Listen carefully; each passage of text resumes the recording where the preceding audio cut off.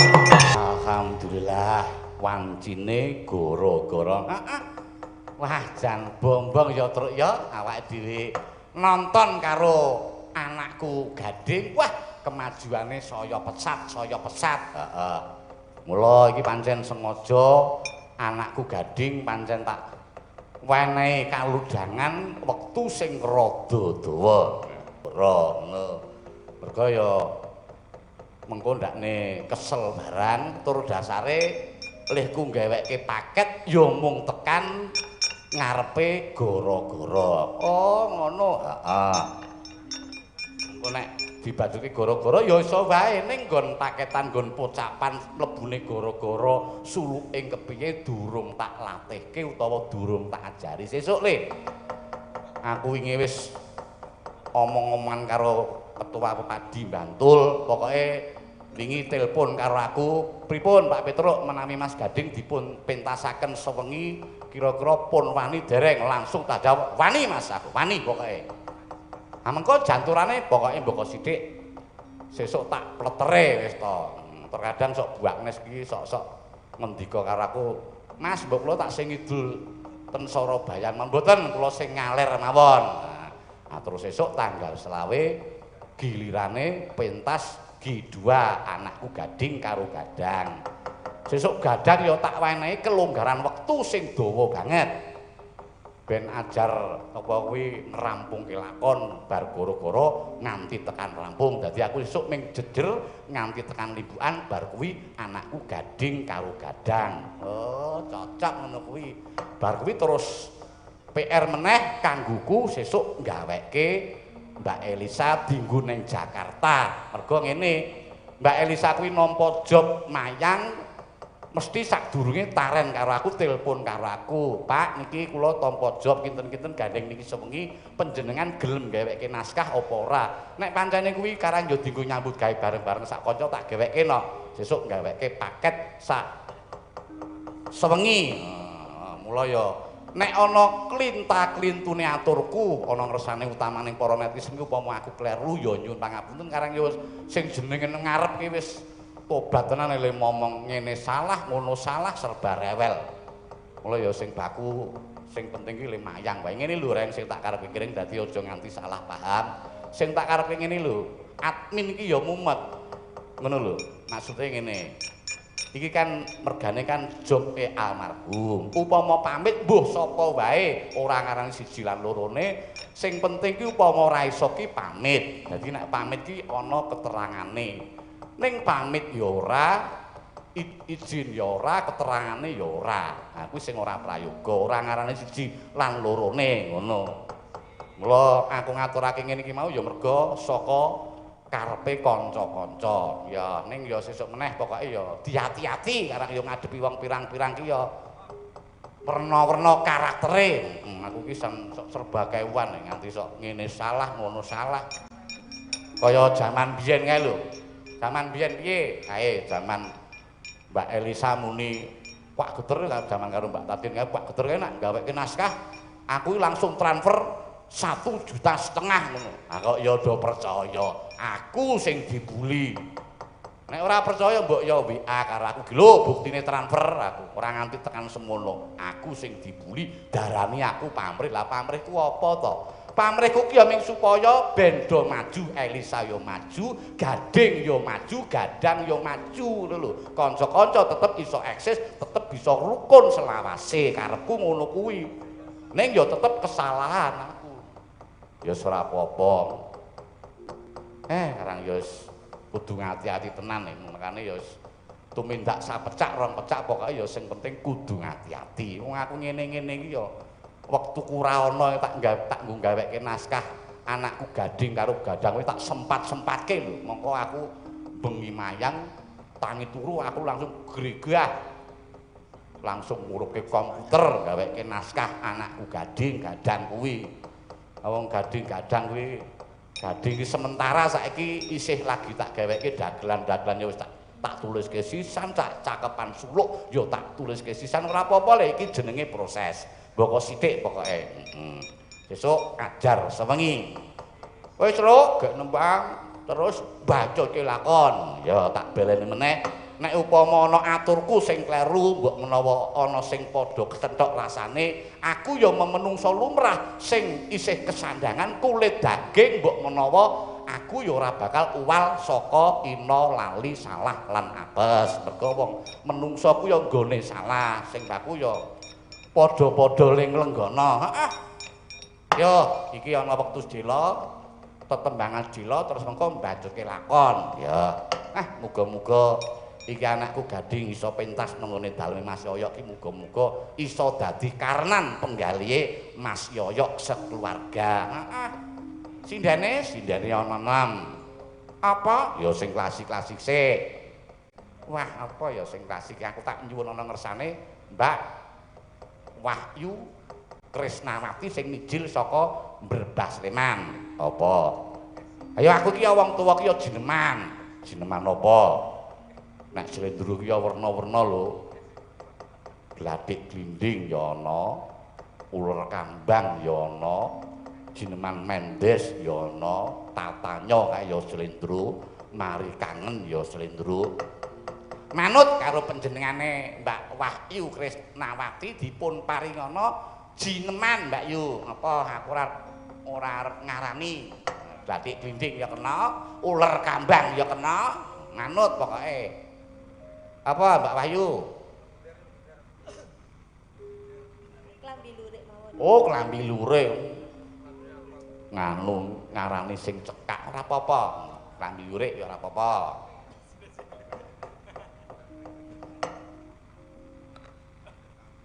Nedal ketak gentok ketetulung.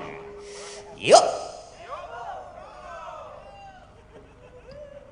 Nengi lho jineman ki penak kaya klambi lurik ngene iki ning ming sedilit kaya nek pelok ya sarkara kae penak banget ning ming sedilit mula aku njaluk sepisan meneh apa klambi lurik ora ganti Mbak Ayu ning uler kambang ngono mergo mau ana pepundhen sing nang mburi kelir uler kambang ngono dijangkepi sisan ayo pokoke iki banjaran jineman. Ya, kaya ngapa Mbak Ayu dipun paringana jineman uler kambang. Cengkoke arep nganggo pesisiran manut karo Mbak Wahyu. Kok Mbak Wahyu? Mbak Ayu. Karang yo kene iki jenenge meh padha nek aku nyeluk Elisa ya dadi Orisa dadi Elisa. Sing tak eling-eling ki sing ora iso padha ki Neti Selandari. Neno nek upamane nganggo cengkok pesisiran yo cawe janmo kan kon catan jiwa ketek gendang dung deng tek ketek gendang hitam tetek dulu. Wis mangsa borong karo Mbak Ayu, monggo Mbak. Mergo kene iki ana cengkok werna-werna. Cengkok werna-werna ana sing saka dhuwur, ana sing saka tengah, ana sing saka ngisor. Nek upamane saka dhuwur ya wis cengkok sing semrambah. Neno neno neno neno neno neno nah kuwi saka dhuwur. Nek saka tengah neno neno neno neno neno neno neno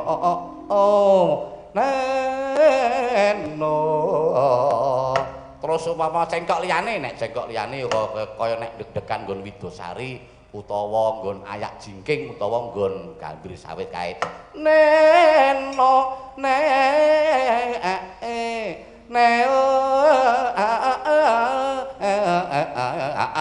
dlang. Wah, wis pasrah wae karo Mbak Ayu, mestine kaya Mbak Ayu ki mesti wis pengalaman saka dhuwur mesti ya kepenak, saka tengah mesti ya kepenak. Ampuh ada wis muni neng ndi wae kok tetep kepenak kok. Dasare kancane warga laras bengi iki ya komplit sing nyekar Mbak Ayu cengkoke ya cetha. Wah, sing kendang panjenengane Pak Mantri ya cetha, mongko ya trampil tur ya resik, nyekel wirama ya jejet. Wah, diwiramake selembar ya kepenak, rangkep ya kepenak, jan nyenengke pokoke. Witing tresna jalaran saka lina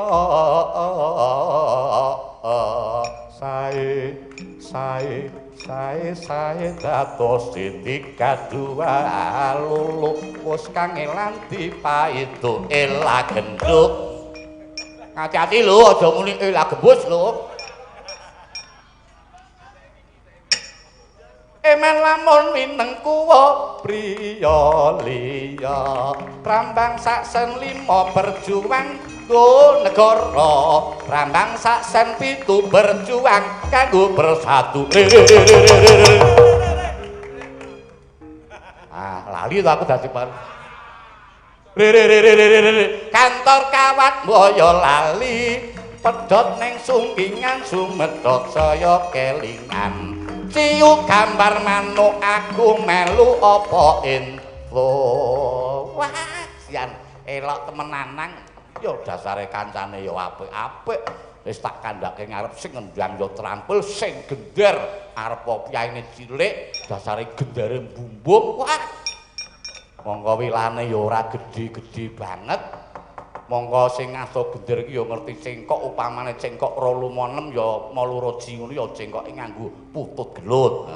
Ning nong nang nong nong nong nong terorore rorore terorore rorore rorore rorore rorore terorore rorore ning ning nong nong doning nang kena kenong. Iki gendere buang-buange dasare diwiramake sepira nek Pak Solikin wah mesti nyandake. Sitere bareng tekan sitere blas ora krungu. Wah, jam nyenengke pokoke. Ning nong nang nong ning nong ning nong ning nong ning nong.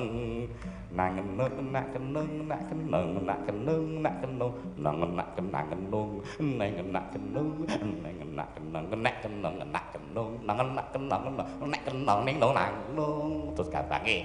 Neng neng neng neng nong nong nong neng nong nong nong nong nong neng nong neng nong neng nong nong nong nong nong neng nong nong nong neng nong sitere cing kencak kencing kencak kencak kencik kencak kencik ancing kencak kencik ancing kencak kencik ancing kencak kencik kulung tak tulung dedang bertak tulung tulung ketak tak tak gelang tulung dedang bertak dong tak tak tak bertak tulung tulung tak tulung dedang tulung tulung dedang tulung tulung dedang tak tak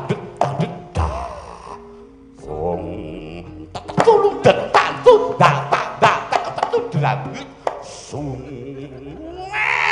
iki bang apa wah gamelan semono kok dimplep dhewe iki lho wah jan gumun aku wah ning aku ya meso isih durung marem truk durung marem kepiye Petruk ki nek durung metu gagahan ngono ki rasane kok kaya durung komplit gagahan sing tok ngasut ana wiramane siji di kendhangke sing Wirama Sigrak terus ana wirama loro ning ya di gembyake. Nah kuwi ana werna-werna.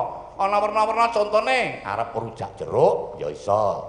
Kuwi ya wirama siji ya di kendhange kebaran terus wirama loro digembyake ya kepenak. Contone meneh liyane grompol Mataram kuwi ya kepenak. Aming kari kanca-kanca iki arep setuju sing endi. Nah, ana panggunge to? Ana panggunge. Saka kayu. Ha nek ngono. Sing suwe ramune iki nek rujak jeruk wis kerep muni to, aku tak nyuwun ana ngersane kanca-kanca grompol Mataram dhisik. Nah, dibukani saka Bunang 6 Nah, iki mergo patete iki bingungke ana sing ngarani patet 9 ning ya ana sing ngarani patet 6 regane iki 9 karo menyura ki campur dadi siji. Yo, Mas Joko Suwito, kancaku sak kelas Kang Biyen. Nah terus apa? Ora apa-apa. Ayo Mas Joko dibukani grompol Mataram.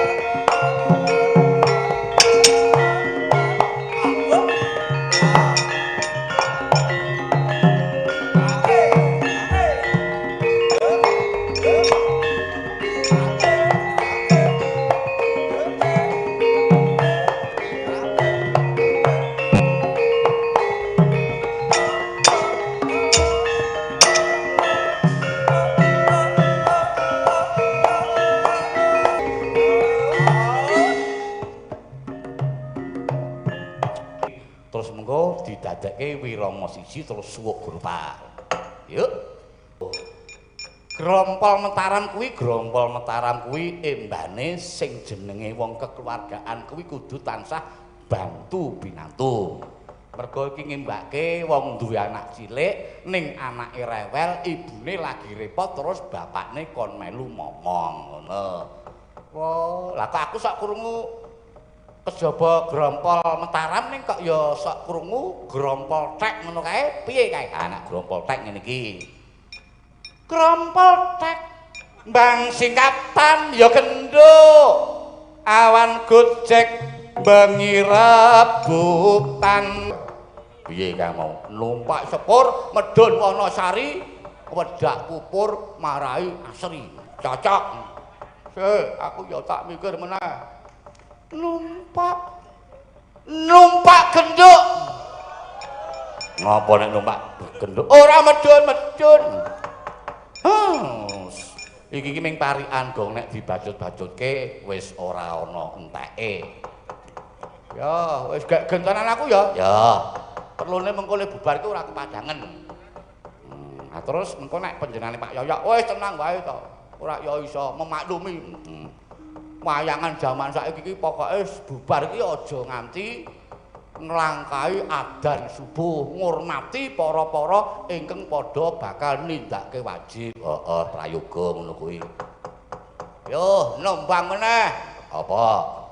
Wingi aku nganu krungu lagu lawas sing rada suwe kae. Suwe ora muni tegese iki kok wingi muni kok kaya kepenak banget wingi. Niki Mas Lopes terus gagi nulis terus dikirimke nang grup. Apa tembange? Tak jajal karo anakku Oriza iki. Wingi muni rondo teles kelingan ya Oriza. Nanane nino. Ngono kae. Dilanggangke sik no. Mele dangdut mengko. Bawane rasaku bawane apa-apa? Enten jenengan pun damel. Oh, biyen aku wis tau gaweke to. Oh, ya kaya ngapa? Bawane kaya ngapa? Aku nganti lali biyen aku wis gawe bawa iki nganti lali.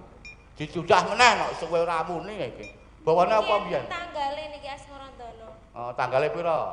22 Februari 2018. Oh, aku lali leh gawe kapan wis nganti lali aku. Ya coba dionekke kuwi macapat apa kuwi Asmarandono? Asmarandono kados napa? Kadang tresna. Oh ya, kaya ngapa? Coba bawana sithik ta. Momot cici nano. Nah, ngono kuwi. Besok muni meneh, suwe ra muni. Bareng muni ya penak temenan. Terus apa meneh? Mumpung nang Gunung Kidul. Iki dasare sing kagungan damel utawa sing mengku gati iki ya seneng karo campursari. Langgam ning Slendro ki apa ngono. Tak mikir ngeling-eling karyane almarhum Mas Mantos. Ayo Mbak Ika kula nyuwun diparingana ning pinggiring Gunawan. Ning pinggiring Bengawan. Nek ora kleru Bengawan sore. Nah, ben ngeling-eling Mbak Ika kaya ngapa? Mengko dandute kanca-kanca ben titen karo nggon intro kepire. Cilura lu cinema, cinema lu majira lu maro. Nah, terus sepisanan pokoke cilura lu cinema, cinema lu majira lu maro. Mak maro lu manem manem cira lu cinema. Ah semono kuwi. Ayo langsung dibukane celuk wae dilanggamke dhisik Mbak Ika. Neng pinggiring Gunawan. Bengawan. Iki biyen aku nek mergo ning Wonosari iki dadi kelingan karo sopire almarhum Pak Tono biyen. Tiwas PD mulai Lembang karo nyopiri Pak Tono. Neng pinggiring Gunawan langsung sampluk sirahe karo Pak Tono biyen. Neng pinggiring Bengawan dengkul mlocot. Glundung nek ora kleru jenenge glundung. Kaya apa Mbak Ika? Yuk. Buka saron ka mau sapa? Mas BG. Oh, mulane. Aku sok nganu wae karo Mas BG sok gumun piye? Kaki nek gawe status sok lucu wae. Piye upamane? Awak gawe status kok. Mari silakan monggo nanti. Nih yo dijepet semene dhisik. Mergo iki yo lakone sih rada dawa sithik, mengko ndakne ora rampung, mengko ndak bubare iso jam 4 punjul. Mengko karepmu yo saiki sowan ana ngersane kakekne Semar kae wis nampa rawuh ugi larenipun ingkang dipun khitanaken dadosa lare ingkang utami migunani tumraping bebrayan agung, migunani tumraping nusa bangsa lan negara. Ya sangu gending apa sih tak ngeling-eling mau bengi aku wis nganggo ladrang pariwisata saiki sih Sri Karoron gendinge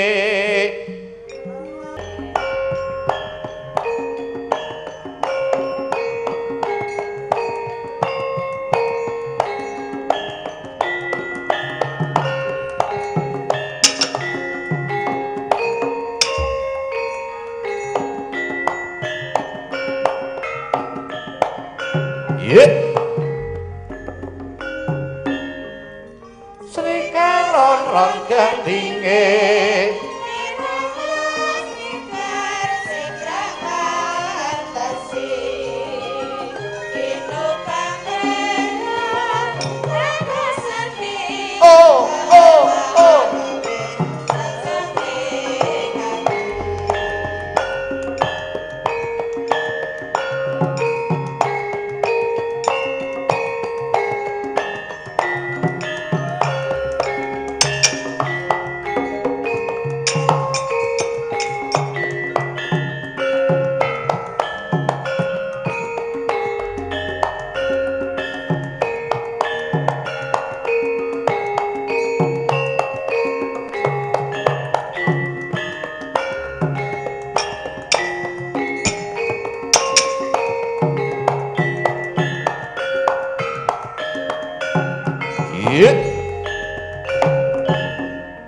Sri Karoron gendinge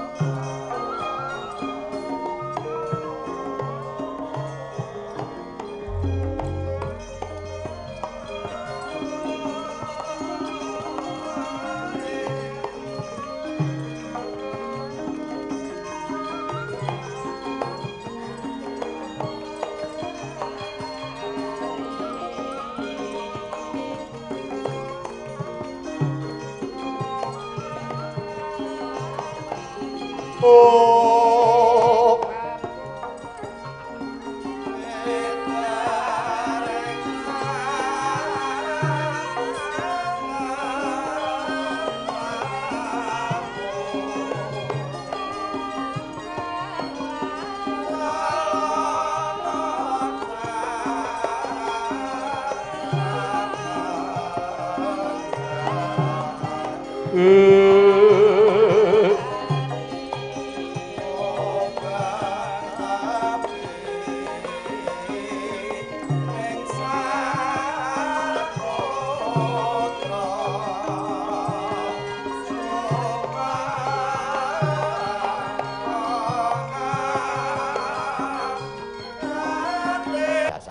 Abimanyu rawuh ning Karang Kadempel. Cocok Ndoro Abimanyu disuguhi nganggo yon-yon. Nek ora kleru iki mau gendhinge ladrang pangkur. Ladrang pangkur niki niku Sri Karongrong. Mergo ambah-ambane ya meh padha. Nganggo mandheg, ngangge mandheg. Sing nyindan sapa? Mbak Wahyu. Neno dentulun kentang tudung dentan tum tak kesan langit. Yuk nenang lekas lu kita linuting kidung kadung kadureng amomo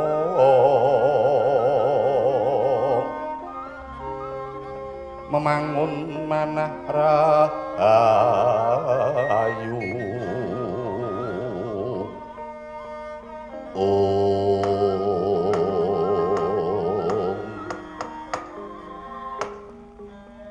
Siwa Semar ngaturake gunging panuwun dene Siwa Semar wis nyuga tanggonku swan ana ngarsaning Siwa Semar lumantar paring panglipur Siwa Semar.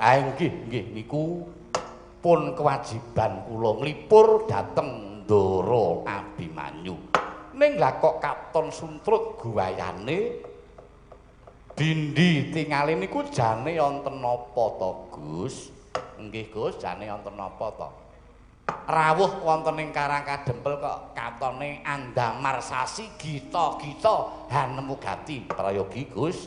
Awon sae lepat kula aturi matur wonten ngersanipun kakekne mbok menawa kakek niki wong tuwa. Wong tuwa niku jarwa dosake metu-metu nek wis nggawa sapa ngerti kakekne Semar saged mbabati ingkang rungkut ngaten. Ndoro Abimanyu, oh Semar, kula kahanan negara Ngamarta kok malah saya ora karuan kaya ngene. Isining dina sing ana amung geger puyengan. Yen kelakon iki saya gedlarung, lha apa ora saya mesake para kawula kang ora ngerti pojok plereting lelakon mesti bakal kasempyok ing aradan. Kaki apa maneh iki malah ana ratu ingkang sumedya ngelar jajahan. Negara saindenging Nuswantara kaya-kaya bakal katelukake karegem ana panguwasaning Nalendra mau.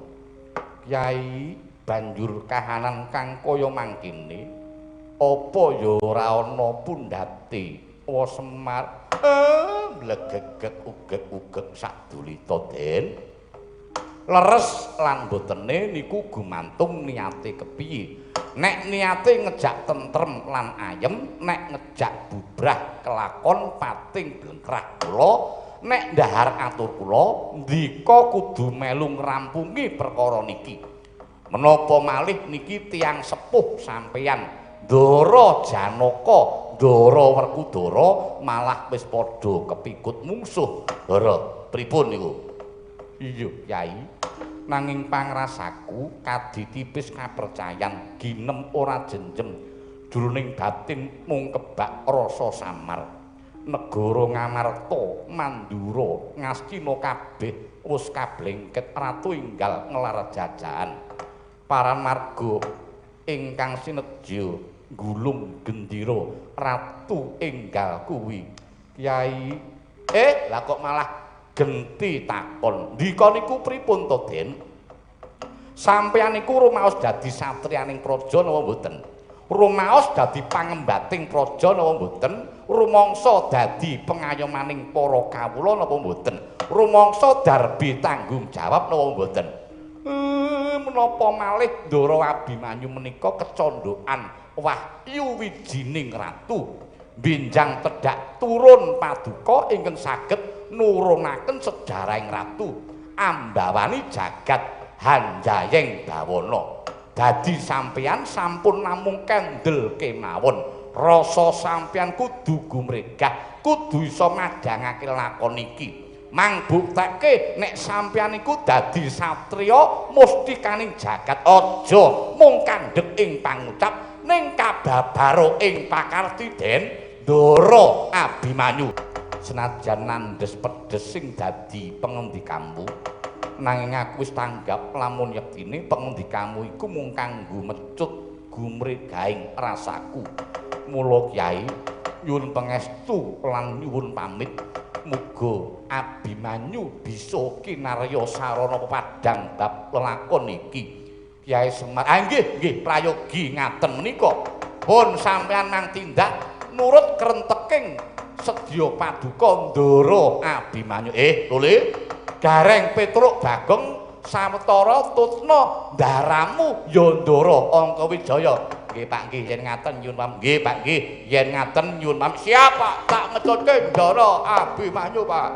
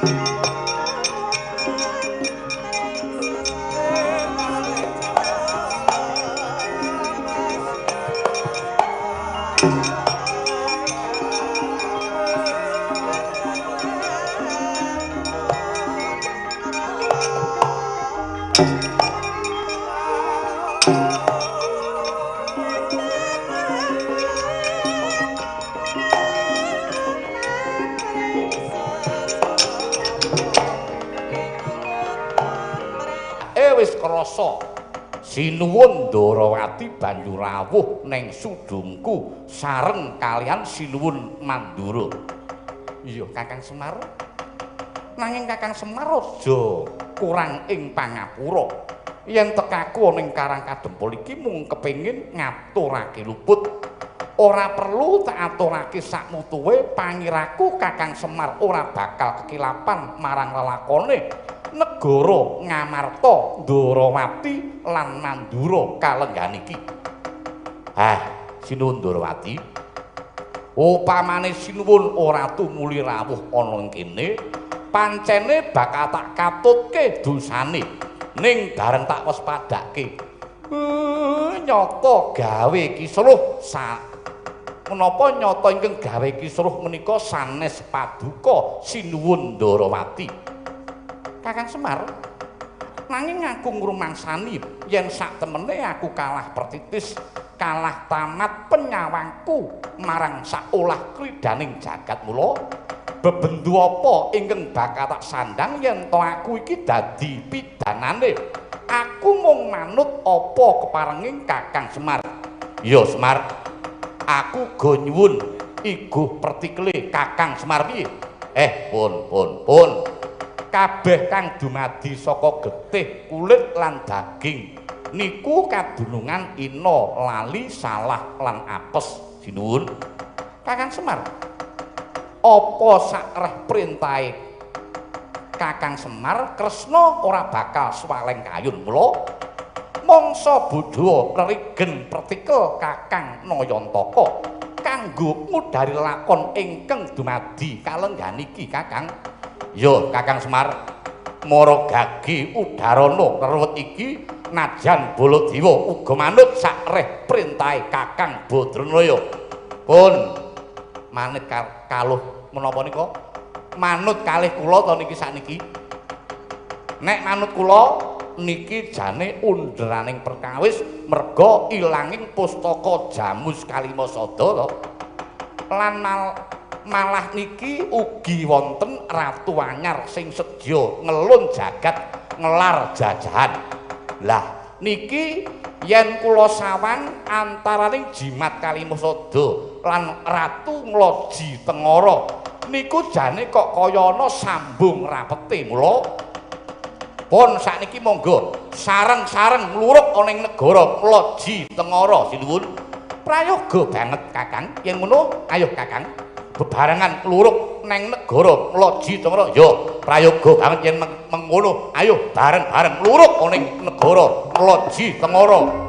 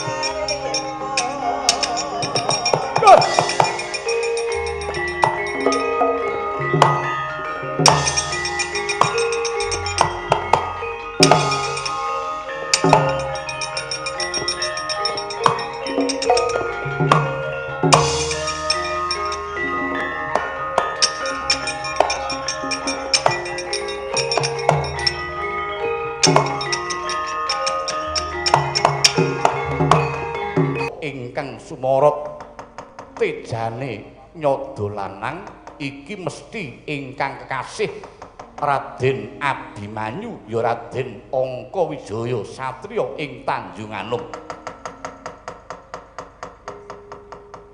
Lah kok sliramu wis mangerti marang aku keparenging Bathara, aku wis ngerti marang sliramu. Merga sliramu ki pancen satriya mustikaning jagat. Persasat jagat iki keberbeken marang kondange Raden Abimanyu. Banjur sliramu iku sapa? Tepungke wae mburi saka negara Ngloji Tengara kekasete munggah sare sinuwun Prabu wel gedhuwel beh ya Prabu tong sot. Dene aku tumenggung Sindhu Bantala ya Sindhu Gumbala. Piye Petruk ngati-ati lho Gus. ketoke piyaine bagus ning kok sajake nyolowadi. Mula sampeyan sing kudu ngati-ati prayitna lan waspada. Banjur ana wigati apa kepareng merpeki marang Abimanyu ndadekno pangertimu Raden kalenggan iki aku mundi dawuh keng sinuwun ing loji tengara ya sinuwun Prabu tong-tongsot rehning kalenggan iki negara ing loji tengara wis kepareng boyong dampar kencana saka negara Ngastina saka keparengi sinuwun Prabu tong-tongsot ingkang kudu dilenggahke dampar ora ana liya ya mung Raden Angkawijaya. Mula kang saka kuwi hayuh manuta sliramu Raden Angkawijaya tak kanthi tak suwanake ana ngersane sinuwun Prabu wel kedwel beh mengko tumuli enggal bakal lenggahke ning dampar kencana. Piye Petruk kaya atur kula wau lho sing ati-ati aja mung kepilut dhateng tembung ingkang memanis memanuhara ingkang sejatosipun menika mangke malah tlonjongipun namung saged nyengsarakaken utawi ndara Abimanyu mangke malah dumawah wonten ing juranging kasangsaran. Ampun purun napa malih dampar kencana niku dampar nggone nyolong. Ampun lho Den, ampun.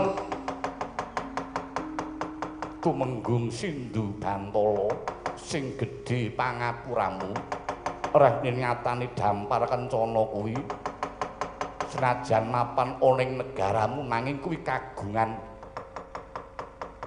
negara Ngastina utawa kagungane pepundenku Wa Prabu Duryudana. Malah yen kula tak pringgake becik prayoga dampar saiki paringna marang Abimanyu mengko tumuli bakal tak aturake ning Prabu Duryudana Ngastina. Lah keterangane ora gelem di bujung srana aris apa kepeksa aku nganggo cara rugda paripeksa Raden Abimanyu yen pancen iso yen pancen kuwi ngruda peksa karo Raden Abimanyu yen pancen iso ayo aku gawanen ana ing negara ngloji tengara nanging yen pancen kowe ora bisa ngruda paripeksa marang Abimanyu malah kepara kowe ingkang bakal untapke nyawamu tumenggung Sindhu Bantala. Wah babu ngemping lorong ginjah pati janjilena laku tak boyong ana ing negara ngloji tengara.